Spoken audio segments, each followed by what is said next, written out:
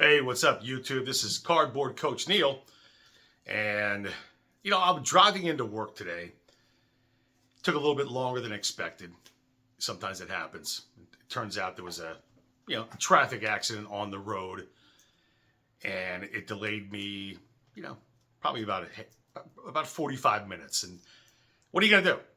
Except maybe think about baseball cards and what you have and what you're going to buy, what you're thinking about selling, if that's the case. Or in this situation, thinking about doing another YouTube video, which is what I was doing. Because during that time, you're sitting there in traffic. And again, there's nothing you can do. I've heard enough about the Phillies. I'm a Philadelphia sports fan, longtime season ticket holder for the Eagles.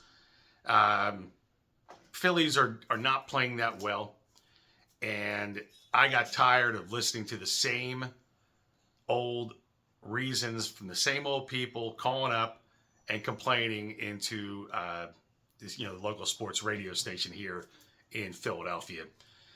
And it got me thinking about how I became a Phillies fan. And that's, like most people, just a local connection. It's my hometown team, even though I don't live in Philadelphia.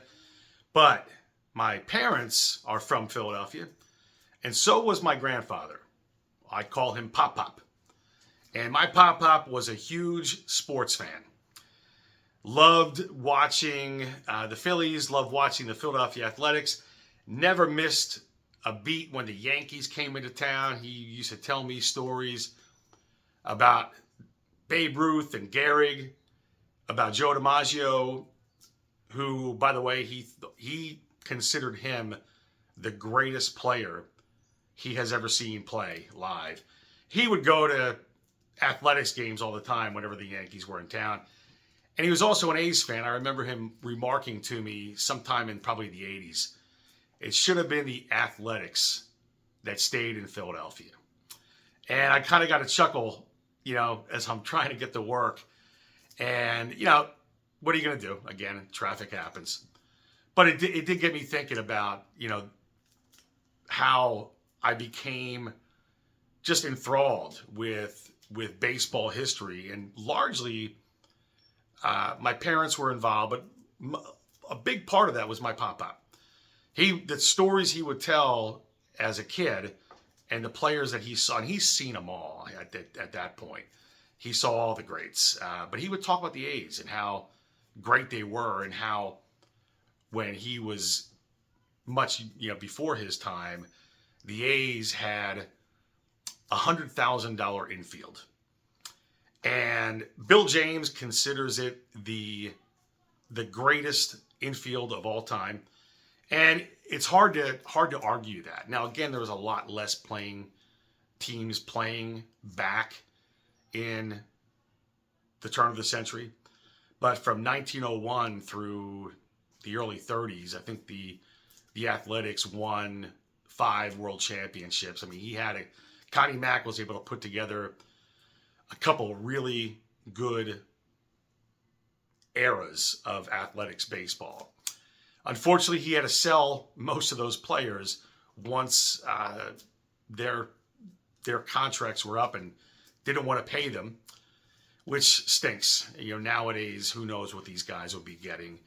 But just a great period. And I started collecting Philadelphia A's cards a few years back. I've always had a connection with the A's, knowing that they were from Philadelphia. Always liked the Oakland Athletics colors. And again, Oakland Athletics have had a nice little history as well themselves, a couple periods of history where they were just a really, really good franchise. Hopefully that's resurrected when they move to Las Vegas and now in Sacramento. And just I wish them all the best. But let's talk about the $100,000 infield. Again, I'm going to try to keep these things short, 10, 15 minutes tops, hopefully under that, because you guys got other content to watch. I don't want to bore you with theories, with market research and all this other stuff. I just want to talk about a couple of different cards, not necessarily random, but kind of like a little bit of topic. So let's talk about the $100,000 infield. So I've been collecting A's cards. I'm trying to do a little typeset. And when I started working on the $100,000 infield, I figured what cards I want to buy. Now, I already had one, which is my favorite card of this player, and I'll mention that when I get to it. But I wanted to kind of mix it up and try to get it 4 different types to complete this infield. Now, I have other cards, but for this infield, I just wanted to show these 4. And I decided I'm going to start in alphabetical order. And I'm going to start with the shortstop, Jack Barry. Now, Jack Barry was, I think about a 10-year career, nothing special. Solid defense, solid type offense. Wasn't a big slugger, wasn't a real big on-base guy. Had some speed, but he fit. He was the starting shortstop, and he was a member of, I think, 3 Philadelphia Athletic World Series winners. So just, great card. The card I'm going to use for Jack Barry is the T206 white border. As you can see, I mean, there is nothing like a T206 card. I mean, it's just such a great set. This is a sweet capril. Beautiful color, nice centering, big, bold athletics insignia, the A on his chest, and of course that turn of the century high collar, the popped up collar. The popped up collar was cool even back then, before it became a fashion in the 80s. If you know, you know. But this is a great card. I bought this at a Philly show about a year ago. And just a great image. Very clean front, as you saw. Nice clean back. So that's Jack Barry. That's the shortstop. My favorite card, again, keeping in alphabetical order, of this player is third baseman Home Run Baker.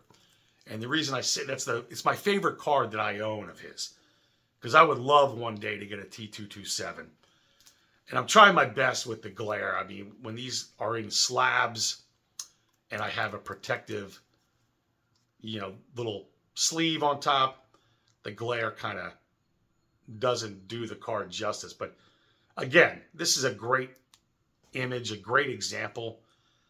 I prefer cards like this that show somewhere. But, great color. You got the white elephant up here. And you got the, just a T205 is a classic design. It's like the stepsister to the T206. But a lot of people love this design, as do I. It's the T205 gold bordered set. Prone to chipping. This one, it has a little bit of chipping, but strong corners. Again, I like a little bit of chipping on this stuff. It shows its age.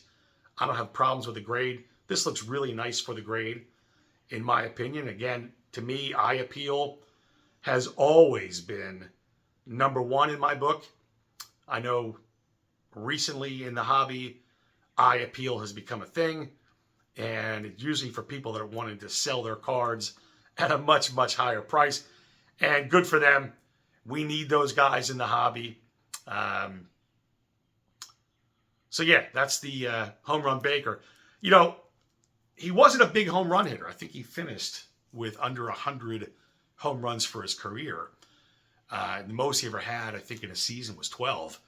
But that was a lot. I mean, he was considered to be the first true star, the home run star of the American League. And I guess at that point you could say the majors, because at this point the National League was started and had its history into starting in the 19th century. But in 1901, the American League became into existence, and the A's, they were the team. I mean, they were the team for quite some time, at least up through 1915. I think 5 championships during that time. I'm going to double check that. So while this is posted. I may be wrong, but I think it was 5. And next up, I love the T206 Eddie Collins. I love even more the T205 Eddie Collins. And he has 2 versions. I like the Eddie Collins mouth closed. But again, I wanted to do a typeset. And I picked up the M116. I got this probably about a year and a half ago from Ash. If you collect vintage cards, you know who I'm talking about. He sets up everywhere. He's all over and on social media. Great, great guy. Tremendous dealer. Very easy to work with. I met with him several times. Didn't know he had this card. I saw it. Worked out a deal. I picked it up. It's the same image as his T206, but this is just, it's not a T206. One thing I love about the Sporting Life's cards are the backs. Just something different. You know, these publications, these M116s are just tremendous cards. It's good to mix it up. Keeps you honest, keeps the collection, keeps the hunt is which to me is the most fun. Hunting for certain cards, you know, scanning them, getting to talk about them. It's a great thing. So, I mean, this was graded, even though it's in a Lighthouse holder. It is an older cert number, but it's accurately graded. I think there's a common misconception that PSA slabs with old cert numbers are overgraded, and I laugh at that. I mean, there are examples. I mean, there's examples of cards that with a 9-digit cert. Everything now that's advertised, oh, this is a most recent cert. This is a 9-digit cert. This is a Lighthouse slab. Well, all right. How much is it? I mean, because, you know, I'm not going to lowball you, but I mean, you know, comps, I don't really care about that kind of stuff. I'll pay what I think the card is worth, and I will take eye appeal into consideration. But it is what it is, and that was a little rant. So I'm going to end this video with the first baseman and my favorite card of these 4. Classic set. The first baseman is John McGinnis, also known as Jack McGinnis, but most commonly referred to as Stuffy McGinnis. And I'll tell you what, Stuffy McGinnis, before I show the card, tremendous, tremendous player. He took over for the first Philadelphia Athletics captain, Harry Davis, who was a star player in his own right. From 1901, I think, through 1911, he was the team captain. And Stuffy did play. Stuffy did come in and play. He came up to the club in 1910, took over in 1911.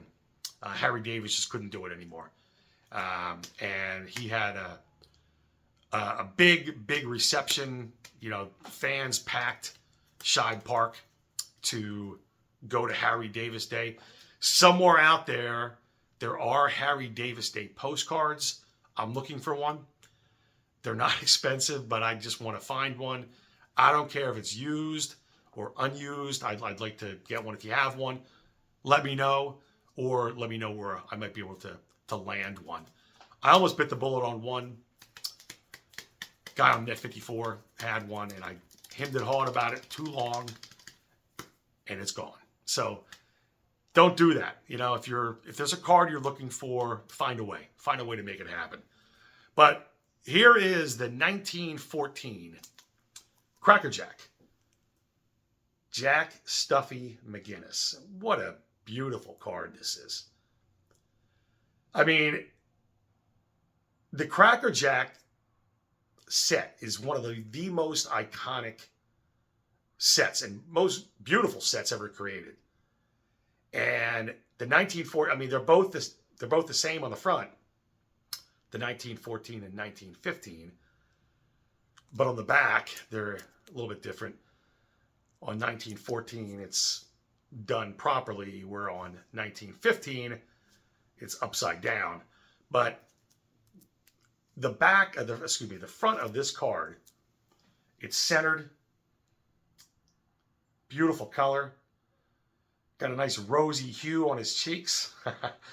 Yeah, I mean, it's just like the little details of this set. It's artwork. And 1914 Cracker Jacks, all Cracker Jacks, to tell you the truth, had become very, very popular in recent months, maybe a year. I mean, they've always been popular, but it just seems like Cracker Jacks have kind of really taken off. This is my only Cracker Jack example. I would like to get another, maybe a Frank Baker, maybe an Eddie Collins. Dare I say Ty Cobb? I could probably never pull the trigger on that. But it's just a tremendous set. In any event, I hope you enjoyed that content. Looks like I went over 15 minutes. I talked way too long. I appreciate everyone who has made comments on my first video and who subscribed. Hopefully this one is to your liking. And if it is, please hit like. And if you're not a subscriber, I'd appreciate it. And until next time, you take care.